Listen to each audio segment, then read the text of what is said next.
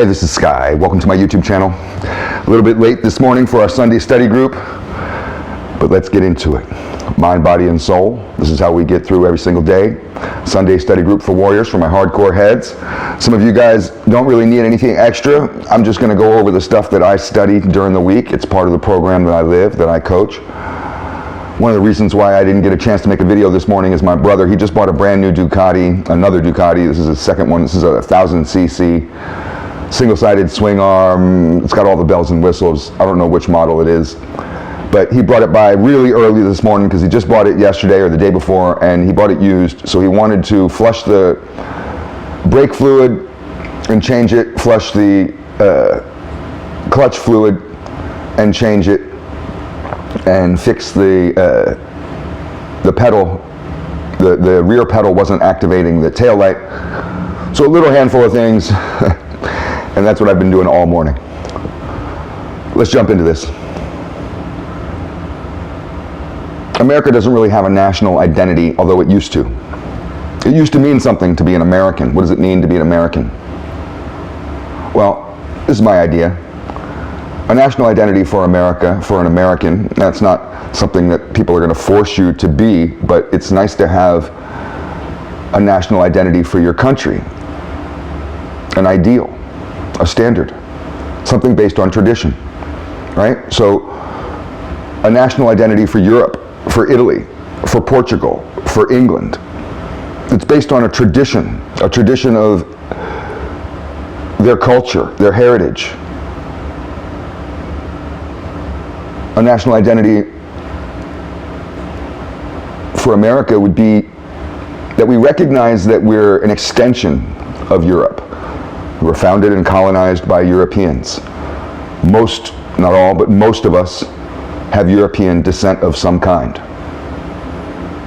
Our comfort food is most likely just comfort food. It's just food from the homeland. The pot roast that you eat and the mashed potatoes and gravy and all these types of things can be tied back to Scotland or Germany or wherever. Our national identity has a citizenry made up of working class or businessmen. So you're either in the educated class, you're a businessman. I guess there's three. You could be the educated class, the businessman class, or the working class. What are you going to be when you grow up? One of those three things. What is your neighbor? One of those three things. What are you? One of those three things. Our national identity is based on a language, a unifying language. Language unifies us. We have one language. If we have too many languages, too many people speaking too many languages, the country falls apart. Go read the story of Babylon. That's how Babylon was taken down, was by introducing different languages. We have one language, and that language is English. We have one history, not 1,000 histories. Your Somali history, your Afghan history doesn't mean anything to me in America. We have an American history, and we don't get 1,000 different versions of American history. We can have 10,000 opinions, but there's only one history, because history is truth, is fact. So we have one history as a people that we can stand behind. And we have one flag. We don't have 10 flags. I don't think people should be hanging anything else outside their yard other than the American flag. I don't even believe, honestly, and I'm in the South, I don't even believe in the rebel flag. Now, it doesn't offend me, but it's not the American flag. I don't care about your history, and if you hold dear to an idea that America could have been separated into two distinct nations. That never happened. The North won. We have one flag, the American flag, and I believe in that flag. So that's, to me, what a national identity would be. And some people look at that as incredibly offensive. Isn't that interesting? But we wouldn't look at that as offensive if we're talking about some other country. If we were just talking about Haiti or Cuba or Spain or any other country in the world. But all of a sudden when we talk about America, people are like, ugh, they get all pissy when you talk about nationalism.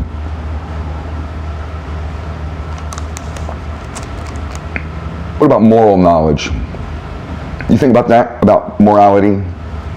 Study morality, what's right and what's wrong, or just think that you have it all figured out already? I think it's good to study it, to keep yourself on track, to make sure that you're not just assuming things or going in the wrong direction. And it can happen where you think that you're right, and it turns out you're not. Turns out you've been a piece of shit for a long time. How would you learn to change your behavior without study? That's what I think the value of philosophy is, a value of religion, but also a morality can be instinctual. It can come naturally if you're already on a right path. It doesn't come naturally to people who are on an unhealthy, negative path. Their morality gets to be self-serving, hedonistic, narcissistic, pleasure-seeking at the cost of others. It gets to be immoral.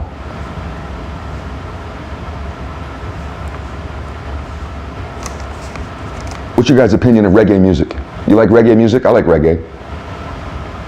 Let's do a little history. I've been studying the history of reggae and some of the aspects of their beliefs. I didn't understand some of it, so I had to look into this. That's what YouTube's good for.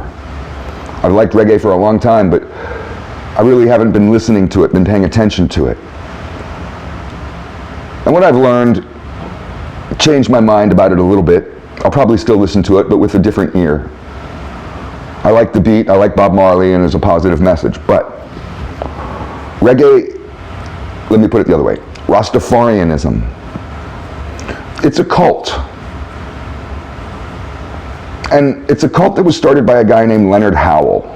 Leonard Howell was an anti-colonialist, socialist cult member who really was interested in an evangelical form of black power terrorism. He spent much of his life in mental institutions and holding deep, deep, deep grudges against white people, European colonialism, and of course, the story of slavery that he had been told. That's the person who started Rastafarianism. He created the Rastafarian religion. An aspect of Rastafarianism that Leonard Howell really tried to promote was the worship of the second coming of Jesus, which he thought was prophesied as Haile Selassie, the Emperor of Ethiopia. He believed that the Emperor of Ethiopia, Haile Selassie, was the second coming, was Jesus. So then I had to look into Haile Selassie, and I've heard Haile Selassie's name mentioned countless times in reggae music. They worship him. The Rastafarians worship Haile Selassie, like they pray to him. Haile Selassie was just a man. He was supposedly, and I say that in quotation marks, supposedly in the lineage to be emperor, but his bloodline was questioned because he was not directly related. He was indirectly related, cousin of a cousin kind of thing, and that was questionable at the time when he tried to claim his throne. It was a very controversial move. When he became emperor, he was responsible for not the drought, but for the famine. People want to blame the famine on the drought.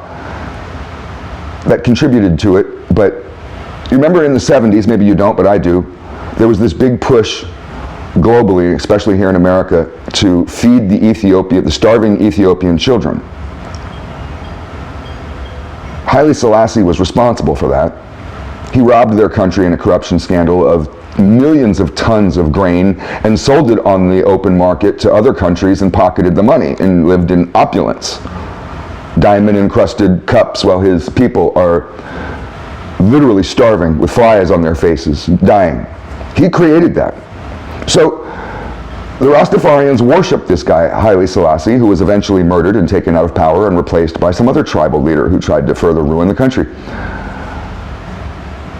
So their second coming, for the sake of argument, if Haile Selassie was Jesus, the second coming of Jesus, then are you telling me, Mr. Rasta, Bob Marley, you're telling me that Jesus came back and sold out his own people for money in a corruption scandal? That he was an incredibly corrupt ruler who lived in a palace while his people starved and died? The Rastas have not questioned this yet. None of this is secret knowledge. You don't have to go down some conspiracy, rabbit hole for this. Let's move on. Here's a question.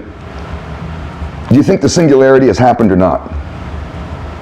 Elon Musk says it has. Elon Musk came out last week and said that the singularity has happened. If you don't know what the singularity is, it's when AI becomes smarter than humans and no longer needs us to program it or to teach it. It can learn on its own. It can do everything we could do, but more, because it's smarter than us.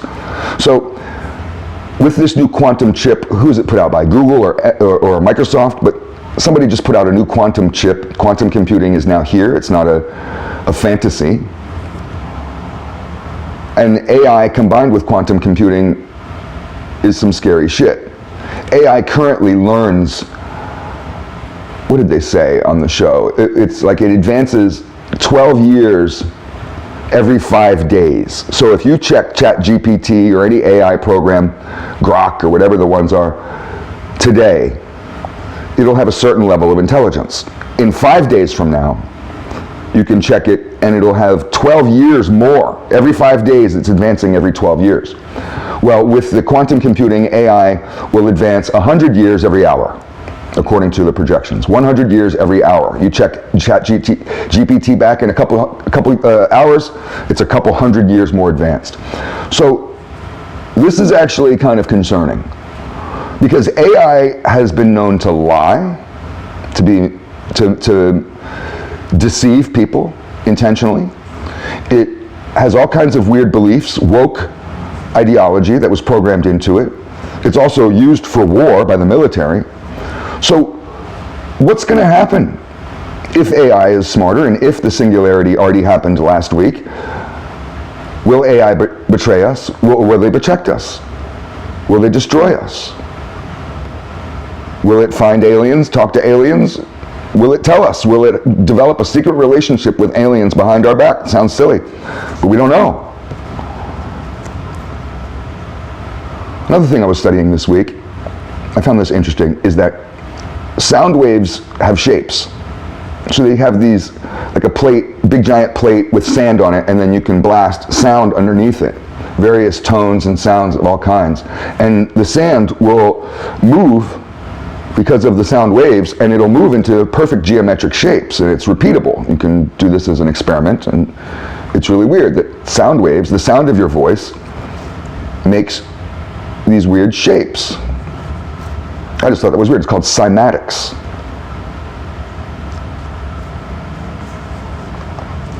Here's a question about aliens. I've been thinking a lot about aliens because I'm going to write my next book about, it's going to be a space fantasy. And I've been doing a lot of research into space fantasy stories, and I've been watching some Japanese anime and all kinds of stuff. I've been watching some shows about aliens. And the weird thing about aliens, all the different alien races, of which there are many, they all have symmetrical bodies with primate features. So the Greys, 2 arms, 2 legs, symmetrical face, 2 eyes, look like they could have evolved from monkeys. The Nordics, same way. The lizard people, they don't crawl around like lizards, like iguanas. No, they have human bodies with lizard faces. There's a lion race called Lyrans, human body, muscular human body, lion faces. The Anunnaki, they're just giant humans. They have the Anubians. The Anubians are dog people. They have human bodies and dog heads, and apparently they've been on Earth for thousands of years, and they are fascinated with humans keeping dogs as pets. They're really kind of concerned about that and confused on that, because on their planet, apparently, according to what I have found out, the Anubians, the dog people, keep primates as pets, monkeys. They steal our monkeys, and they keep monkeys as pets. Well, there's this notion, which I thought was interesting, that's kind of hard to find online, but I found it in YouTube. It's called the cosmic Adamic human. So that explains all the different humanoid alien races. To me, it's silly, but that explains it. There's always a way these UFO people explain shit out. They'll just come up with a new theory. So this is the new theory, that the cosmic Adamic human was created by God. And there's a whole bunch of different versions. We're not the only version. But if you're interested in some of the stuff that I've been studying anime-wise, if you like cartoons, I've been studying for this next book, Cowboy Bebop. I've watched every episode. Space Dandy, who is written by the same writer as Cowboy Bebop, but it's a little bit silly. Space Dandy I actually really enjoy. It's a TV show, Japanese anime. Came out in 2014, or I don't know. It came out a while back. A show called Big O, which I discovered, which I thought was boring. You might like it. Lucy, Daughter of the Devil, which I love. I think that's a great show. And then another one which I found, which is not a space fantasy, but I've been watching it because it's been on a long time, since 1967, and the main character is rather amusing, so I may use aspects of the main character of Lupin the Third in my new book. Here's some advice. We'll end with this. Videos get a little long. End on some positive advice. Life is about suffering, and there's no way to avoid that. If you accept that life is suffering and always will be, it'll make your life a little easier. Now, if you can find a path to walk where you can justify waking up every day and suffering, to justify that suffering, is it worth it? This suffering I'm going through today, the pain I'm going through today, the struggle I'm going through today, this uphill battle today is worth it. Even if it's just a little step forward, but it's always worth it. Every day you wake up and you find a reason to justify this suffering. That's a good life. That's the definition of a good life. Food for thought.